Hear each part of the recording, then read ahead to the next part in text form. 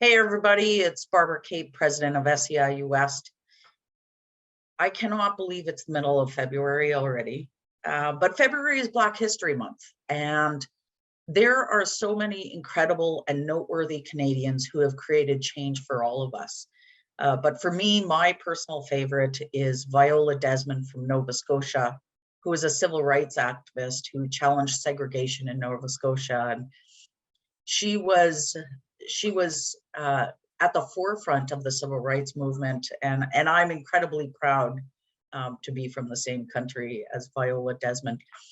But here on the prairies, there is a long and rich history of Black Canadians. So I recommend a great series by Omaira Issa and Ife Chiwedalu. I've just started it, but it's on CBC. You can Google it and it'll show up. It's a really good series.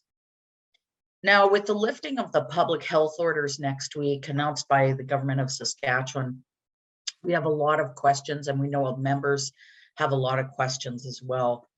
You know, what does this mean for proof of vaccination policies in our workplaces? What does this mean for those in the monitored testing program? If we're to self-manage our COVID exposure, how do we get the information on outbreaks and case counts so that we can self-manage that exposure? So we've been raising these questions with the government of Saskatchewan and with the Saskatchewan Health Authority. We're going to be following up with employers who are not within Saskatchewan Health Authority to find out what their plan is and make sure that's communicated with all of our members. And once we get some clarity, we're going to be sharing that with our membership. Now, within our membership of SEIU-West, there are some folks who are, wildly thrilled by the announcement, and there are a number of folks who are not thrilled by the announcement. But I mean, these are stressful and anxious times already. But don't let those discussions divide you or create disputes in the workplace. Take a moment to pause and really understand what someone is asking or saying, and ask questions so that you get clarity about their point. Don't just sort of jump to a conclusion. Make sure you understand what their point is. And that takes a lot of self-control. But we need to all practice a little bit more compassion and patience with each other, because I know how incredibly difficult and there's so much pressure on us.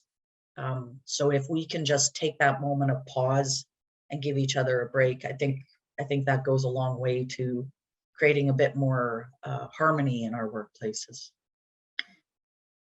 So what does this mean for SEIU's ability to come back into the workplaces? I don't know yet. We want to be with our members in an incredibly visceral way. But right now, employers won't let us into workplaces because of the potential for outbreaks. So we're following up with employers in the coming weeks to find out what their plan is. And in the meantime, we still have the ability to get together virtually. And we're doing a number of Zoom unit meetings all across the province.